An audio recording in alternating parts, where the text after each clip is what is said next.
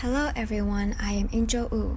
We are honored to be able to invite a well-known British lady who was famously known as the Queen of the Blue Stocking, a writer and critic, to join us. She contributed greatly during the Enlightenment period of Britain in nurturing a group of intellectuals and allowing talents of all kinds to flourish. Let's welcome Elizabeth Montagu. Hello everyone. So, let's start at the beginning. Can you please tell us about your family? My parents were Matthew Robinson and Elizabeth Drake. They both came from very wealthy families.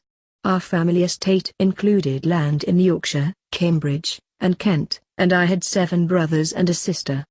I was born in York, but grew up mainly in Cambridgeshire. What about your childhood life? Your childhood pet name was Fidget? Haha, yes. Because I was very fond of dancing. I used to say that why shall a table that stands still require so many legs when I can fidget on 2? And I guess that's when this nickname started.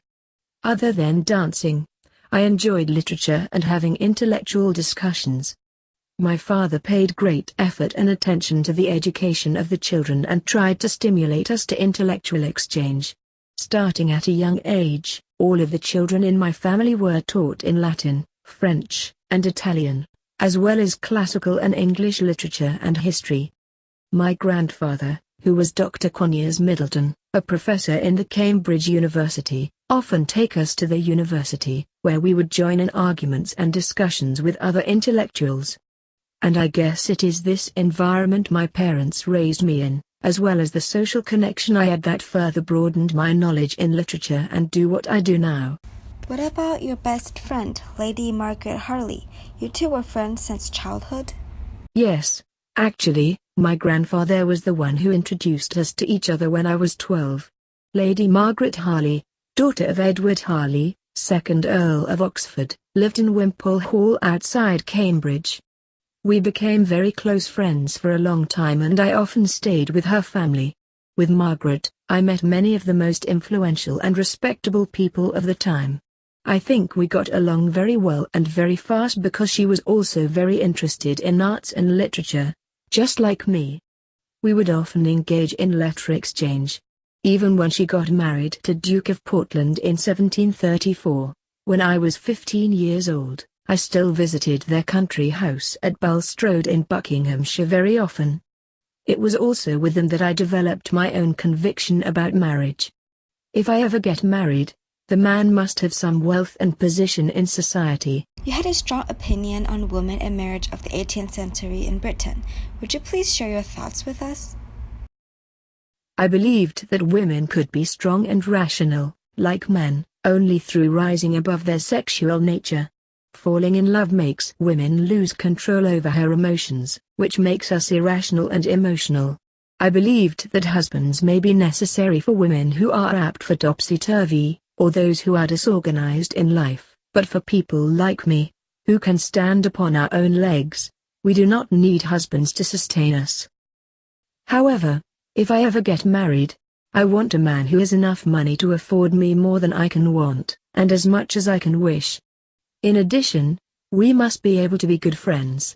The best preservative against love is friendship.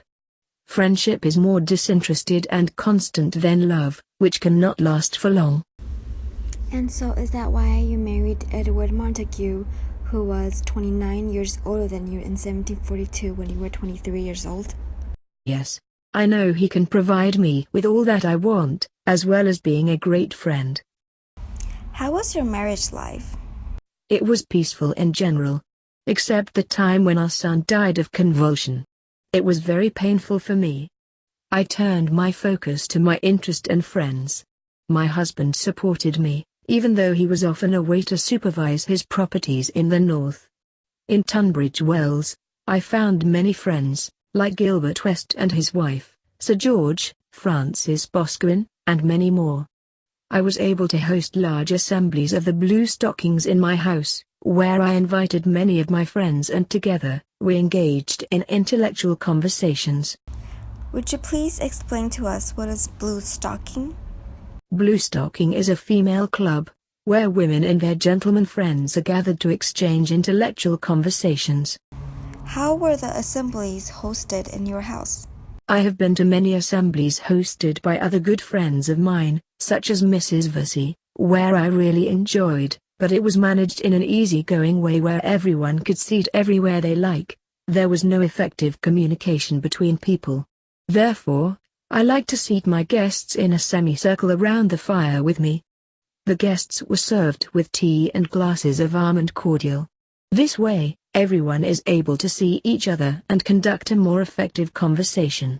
Through these assemblies, you established many treasurable friendships. How has this friendship contributed to your life? They made me grow as an intellectual woman in society. Lord Lyttelton was one of my dearest friends who persuaded me to become a poet and historian. My first work was 3 Dialogues of the Dead, which I published with Lord Lyttelton. Afterwards, I published Essay on the Genius and Writings of Shakespeare, in which I was known to be a critic. Now, let's move a bit forward to the time of your husband's death in 1775. You inherited the fortune and continued on his business on coal mines, where you expanded your activities as manager and entrepreneur. What else did you do? I continued on with writing. I published a poem on the inhumanity of the slave trade in 1788. I also developed my interest in architecture, where I built Montagu House, Portman Square, for social affairs in 1781. Moreover, I continued on giving supports to nurture literature in Britain. I gave grants to many writers, especially female writers, such as Elizabeth Carter, who translated Epictetus, and James Beattie, a philosopher. Wow, so you are a very well-rounded person. As portrayed to be one of the 9 muses during the enlightened period of Britain, or women who had given special contribution to cultural progress and economic vitality of the nation, in your opinion, what is one thing you are the most proud of? I am very proud to be called the Queen of Bluestocking. Bluestocking was very successful in bringing people together for intellectual exchange. It is especially a great opportunity to prove that women can be as independent and intelligent as men. We are not inferior species and we can do as much as a man can do. Thank you very much, Elizabeth Montagu, for joining us today. When society at the time relegated women to dance and do house chores, Elizabeth Montagu and a group of intelligent women gathered to indulge in literature, history, and other academic fields. They opined, debated, and asserted their intellectual independence to prove that women can do more. Women can do what men do, and that women can also contribute greatly to society.